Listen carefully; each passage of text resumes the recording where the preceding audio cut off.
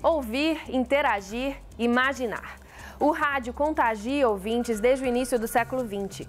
Alguns atribuem sua invenção ao italiano Guglielmo Marconi, outros ao padre gaúcho Roberto Landel de Moura. Há também mais controvérsias. Muitos historiadores atestam que a primeira transmissão de voz pelo rádio foi realizada em 1906 pelo canadense Reginald Fessenden. Porém, registros indicam que o padre Landel fez uma transmissão de voz em 1899. É difícil definir qual a verdadeira origem do rádio. E qual será o futuro desse fascinante meio?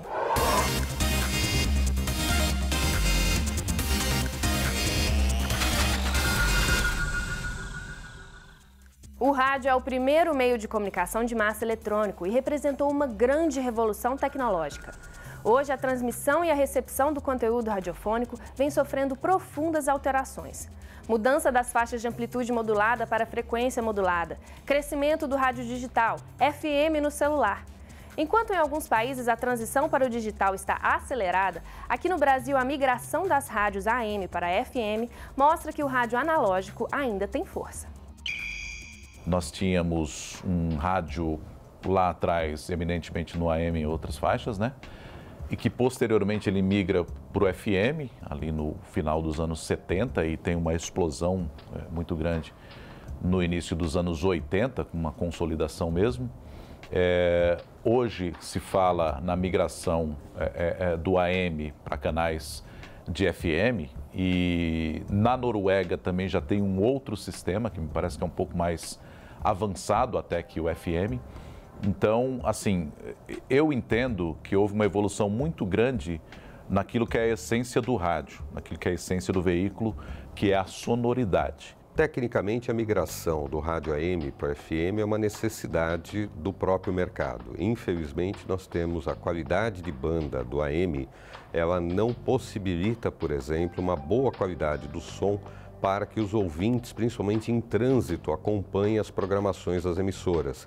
Então, o rádio AM foi ficando relegado a uma população, um perfil de público que está parado. Tivemos a lei que permite a transferência do AM para o FM, né, a convergência, mas isso é um problema ainda em grandes cidades como São Paulo, a gente não tem espaço no espectro, tem agora com a digitalização da TV, então sobrou o canal 5 e 6, mas isso ainda é complicado e, ao meu ver, porque você vai ter que usar uma faixa estendida, vai ter que ter um receptor para isso, então, ao meu ver, eu não acho que vai ter muito sucesso, porque as pessoas têm que comprar esse receptor. O problema é que as emissoras AM, ao longo dos anos, com esta programação, elas foram envelhecendo. E aí há uma necessidade de você tentar trazer essas emissoras para uma nova realidade. No caso brasileiro, a opção foi expandir a estrutura de ondas do FM, na faixa de banda do FM, anterior àquela faixa de banda que nós temos, que hoje começa em 88 e vai começar um pouquinho antes. Então, o que a gente chama de FM estendido. Vai pegar parte das emissoras de AM e locar dentro dessa estrutura. Só que isso tem que ser feito de uma forma regulamentada. Não basta simplesmente dizer para as emissoras, então, a partir de amanhã você passa a transmitir numa nova frequência. Tem toda uma reestruturação da emissora, dos transmissores, da estrutura, para que ela passe a transmitir neste novo formato.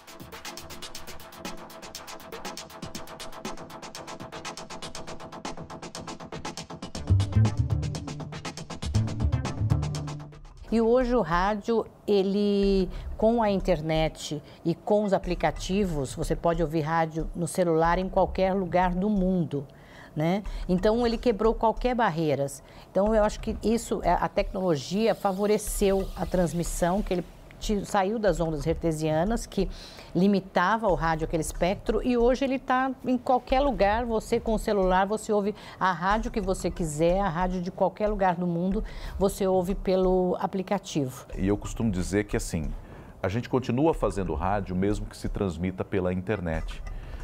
Então, em vez de ser um problema, eu acho que agrega. Hoje, quando você vai no estádio de futebol, antigamente você levava o seu radinho a pilha, ficava lá na geral. Hoje você fica numa arena confortável e fica com o seu celular, com o foninho ali para saber quanto está o jogo, para saber quanto está o jogo de outra equipe que interesse para o seu time naquele mesmo estádio. Então, assim, eu acho que muda um pouco a caixinha, não é mais aquela que reunia a família em volta para ouvir informação, para ouvir música, para ter um entretenimento. Eu acho que muda apenas esse veículo. Mas, assim, a comunicação, o rádio, ele permanece, só que ele vem em outra plataforma. O rádio, do ponto de vista da digitalização, ele passou por algumas fases. Nós temos o formato do rádio digital, que hoje é uma realidade em alguns países da Europa, mas ele não se estruturou de uma forma ideal ainda, não se monetizou essa estrutura, é um custo muito grande, com uma área de cobertura que não funciona tão bem quanto nós gostaríamos, pelo menos pelos testes feitos no Brasil. O rádio por satélite, que é uma realidade, funciona muito bem, você paga uma assinatura, hoje em torno de uns 10 a 13 dólares e carrega aí um pequeno receptor do tamanho de um celular com mais ou menos 120 a 150 canais de áudio disponíveis. Você tem o rádio na internet, as emissoras que migraram para a internet são emissoras de web ou emissoras em ondas que foram parar na internet como mais um canal, e você tem a possibilidade também de transmitir via as redes sociais.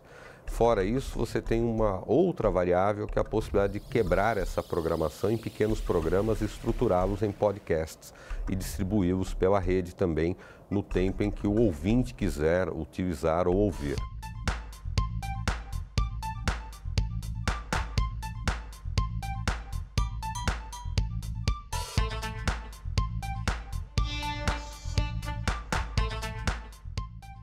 Tem sido uma tendência a produção de podcasts e outros conteúdos exclusivamente para a web, né? O podcast é algo que tem crescido muito por aquilo que eu tenho acompanhado no exterior, principalmente nos Estados Unidos. A nossa experiência na CBN tem sido bem interessante, né? Vários programas e comentaristas são muito acessados.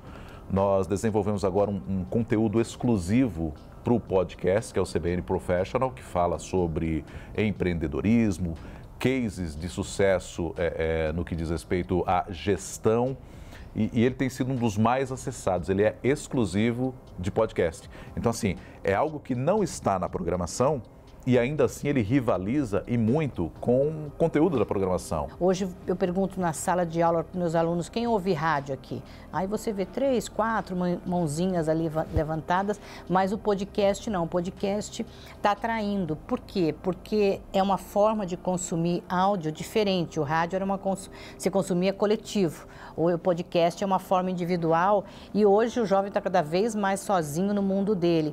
E ele também não quer gastar tempo com o podcast. Você ouve podcast no trajeto do metrô, você ouve onde você quiser. Então você fala, eu estou perdendo tempo no transporte. Não, eu estou ganhando tempo consumindo conteúdo. O Steve Jobs tem uma frase que ele acredita que o podcast é o rádio do futuro. Já era visionário naquela época. O grande diferencial desse processo é que você quebra a linearidade de uma programação. Então, antes você tinha uma programação unilateral, então você gerava de um determinado ponto em broadcast para muitos públicos em diferentes locais. Só que você só tinha uma opção de audição, que era no momento da transmissão. Hoje você recupera esse conteúdo em várias formas, seja no on-demand, seja no podcast, e a ideia do podcast eu acho muito bem-vinda, porque você não precisa mais produzir uma programação inteira, você pode produzir pequenos programas de áudio com entrevistas, com música e quebrar essa linearidade.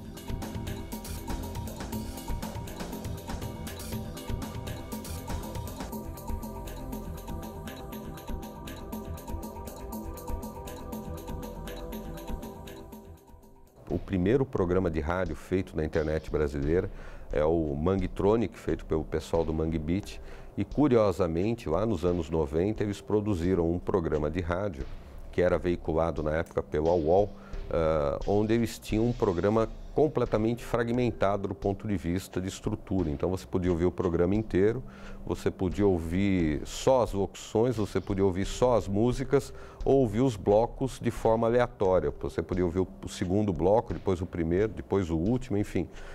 Uma quebra completa de paradigmas para até então.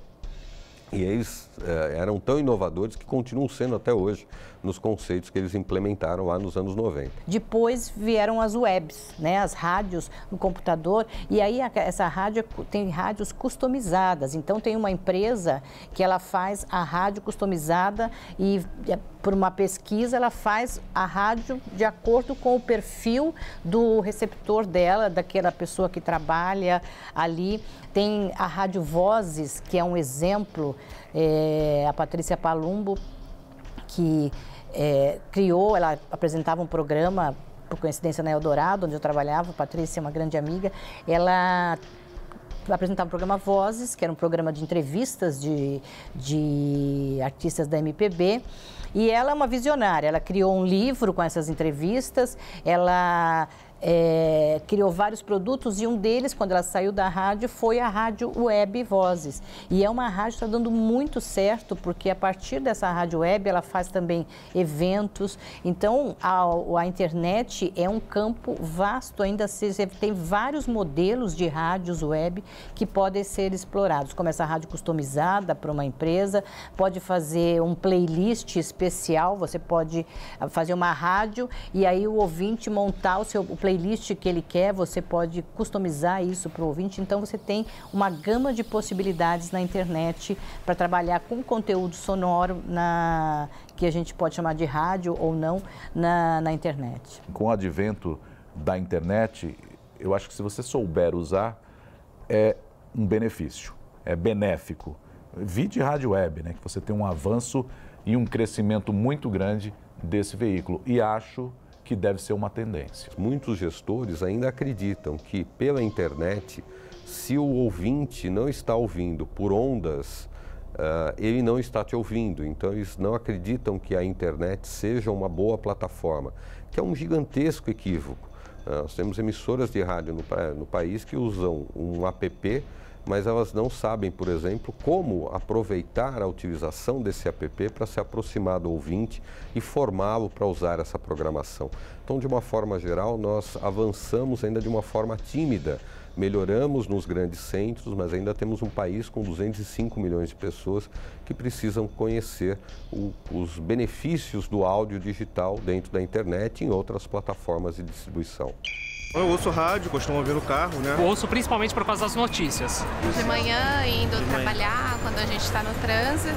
Hoje ele é a ferramenta mais importante, assim, para a gente ter a informação em tempo real. É bem eclético, a gente escuta um pouco de tudo, né? Sim, às vezes, quando eu tenho, né, para enviar por SMS, WhatsApp. Quando eu falo, manda aqui no WhatsApp, às vezes dá até vontade, mas a gente não costuma mandar. Eu sempre costumo colaborar, assim, participar. Muito difícil, não interajo. Quando eu era mais jovem até mandava, já tentei fazer alguma coisa, mas realmente hoje em dia eu não costumo mais interagir com a rádio, não. Poderia ser um pouco melhor, né? Melhor. Pra mim é difícil achar alguma coisa que eu goste na rádio, né? De notícia é bom. O tipo de música que eu costumava ouvir na rádio não tem tocado mais muito, né? Conteúdo de música eu já não gosto tanto, né? Não consumo tanto. É um pouco tudo igual. Parece que você está sempre ouvindo a mesma rádio. Acho que as rádios vão continuar. Acho que nada vai mudar, porque existe ainda uma grande parcela aí que consome. Ouvir rádio mesmo, com essa tecnologia que vai ficar um pouco difícil. Hoje tem muitos aplicativos, né? Spotify, Deezer. Acabar indo para o digital, ter essa migração, né? Negócio mais, né, com possibilidade de participação dos ouvintes. É difícil você imaginar a rádio acabando, mas os aplicativos hoje em dia estão meio que dominando esse mercado. Vai depender da criatividade dos profissionais da área, né? Encontrar a solução para não ficar fadado ao fracasso, né? A ninguém mais escutar. Em 1923, Edgar Roquete Pinto e Henrique Morizzi fundavam a primeira emissora brasileira, a Rádio Sociedade do Rio de Janeiro, que mais tarde se tornaria a Rádio MEC. Aqui, ao contrário da TV e do jornal impresso, o rádio nasce comunitário e com fins educativos e culturais. Nas décadas seguintes, a Rádio Nacional liderava a audiência com o sucesso de radionovelas e programas de auditório. Após um tempo, esses formatos migraram para a televisão, mas o rádio sempre soube se reinventar. Curiosamente, o rádio vem vivendo uma série de transições. Um primeiro momento, ele tem uma dificuldade em compor o seu cast, em montar a sua equipe, porque era um veículo novo, então ele vai pegar pessoas do cinema, do teatro, da literatura, do jornal e compõe um cast de profissionais.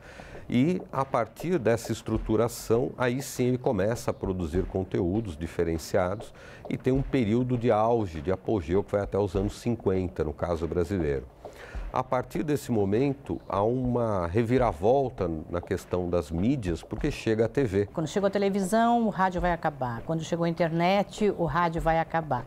E ele foi sobrevivendo. Eu costumo dizer que o rádio é um senhorzinho de 90 anos que vai se acoplando às mídias, ele é muito contemporâneo, ele vai indo. Muita gente dizia que a TV eliminaria o rádio, por exemplo, e não foi o que ocorreu. Acho que a TV incorporou alguns elementos do rádio, por exemplo, a radionovela, que fez muito sucesso no Brasil, os programas de auditório com os grandes cantores, isso tudo depois foi incorporado pela televisão e ainda assim o rádio permaneceu. Eu visitei recentemente não, o ano passado, a Rádio Tupi do Rio de Janeiro, e eles têm um programa que tem 50 anos, o programa que chama Patrulha da Cidade. É um programa que é uma radionovela, que é fantástico, só que é uma radionovela real. Então, eles têm os crimes que acontecem, aí o produtor chega cedo, transforma aquele crime numa linguagem teatral e os radioatores interpretam, mas são situações reais. É o programa de maior audiência na Rádio Tupi. A Rádio Tupi tem uma grande audiência na Baixada Fluminense e é o programa de maior audiência da Rádio Tupi, tem 50 anos. Só que depois de tornarem uma pá de ampolas, o tal do John aproveitou que o Jorjão já estava em perca total, ficou no cio e passou a dar em cima da Bernadette, que não gostou da vacilação do amigo Urso. Eu sou. Aí, gata, vou te falar, hein? Jorjão, um homem só. Tem uma mulher aí gostosona assim, é melhor do que ganhar na loteria, viu? Ei, presta atenção, hein? Não vem de calma pra cima de mim, não, porque, ó, sou bagunça não, hein? Nada. Mas o fato é que a TV chega, num primeiro momento, ela não tem um potencial muito grande para abalar a estrutura do rádio, que se mantém por um período, mas da mesma forma vai buscar novos profissionais para montar o seu cast. E aí rouba do rádio grandes profissionais que até hoje estão por aí, como Lima Duarte, profissionais falecidos como Chico Anísio, são profissionais que se formaram na base do rádio e depois vieram para a TV. Então esse processo de acomodação fez com que o rádio também se realocasse como uma nova mídia, tendendo à prestação de serviço, um entretenimento mais focado, uma conversa, um diferencial em relação à TV, que passou a ser o grande veículo de comunicação de massa. Mas o fundamental do rádio é você prestar serviço.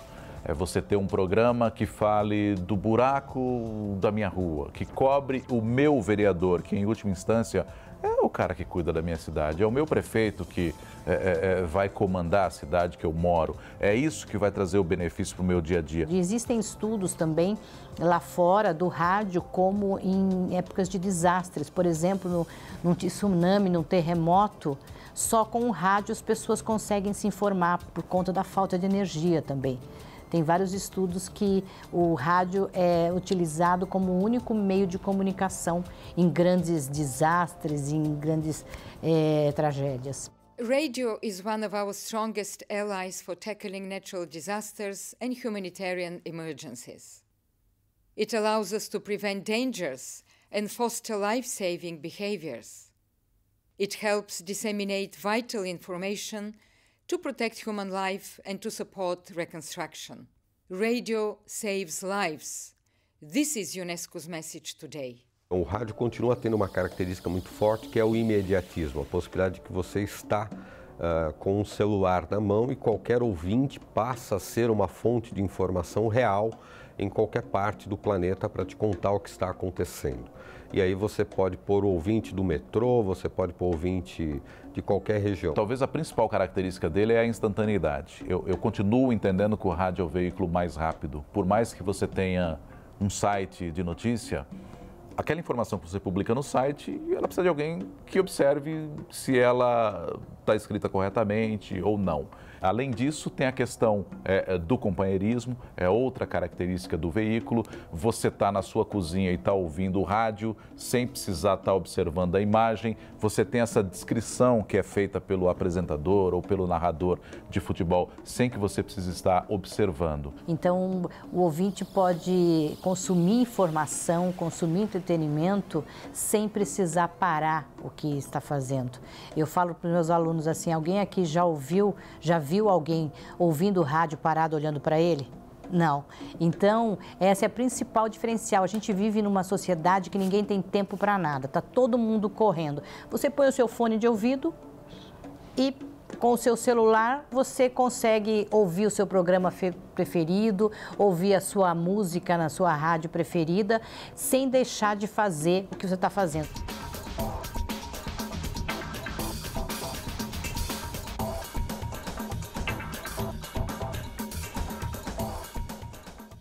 Definitivamente, o rádio sempre foi interativo.